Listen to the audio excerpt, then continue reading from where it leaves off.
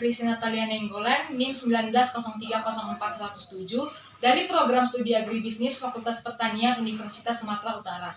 Pada kesempatan kali ini, saya akan mewawancarai salah satu anggota dari Ikatan Mahasiswa Katolik Santo Fransiskus Saverius.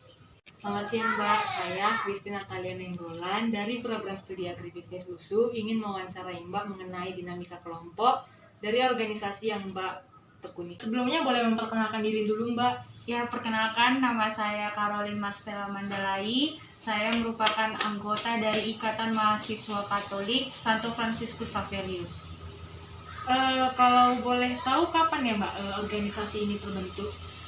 Jadi organisasi ini merupakan wadah untuk mahasiswa-mahasiswi Fakultas Pertanian dan Kehutanan yang berdiri pada tahun 1986 dan hingga saat ini organisasi ini masih berjalan sesuai dengan visi dan misinya. Yang melatar belakangi terbentuknya organisasi ini apa ya? Jadi organisasi ini berdiri karena mahasiswa yang beragama Katolik di Fakultas Pertanian dan Kehutanan semakin sedikit dan merupakan minoritas. Maka dari itu salah seorang anggota mahasiswa dari Fakultas Pertanian mendirikan organisasi ini agar adanya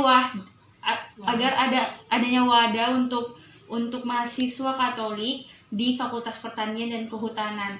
Sebagai pencetus organisasi ini yaitu Bang Altur untuk wadah mahasiswa-mahasiswi Katolik di Fakultas Pertanian dan Kehutanan. Kalau boleh tahu organisasi ini bergerak di bidang apa ya Mbak?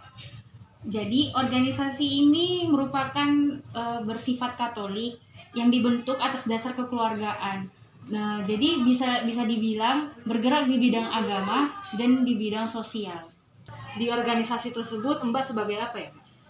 Dalam organisasi itu saya menjabat sebagai anggota Ikatan Mahasiswa Katolik Santo Fransiskus Saverius. Udah berapa lama jadi anggotanya Mbak? Kira-kira 2 tahun Mbak, kurang lebih 2 tahun. Kira-kira hingga sekarang kegiatan apa aja ya Mbak yang udah dilakukan organisasinya? Jadi organisasi ini kan kayak agama gitu kan, dan kayak untuk kekeluargaan lah. Jadi sebelum pandemi ini kegiatan yang dilakukan seperti perayaan Natal, Tahun Baru, Paskah, lalu bakti sosial ke tempat misalnya anak-anak panti asuhan begitu. Ada dampak nggak Mbak ke lingkungan sekitar? Organisasi ini sangat berdampak untuk masyarakat sekitar.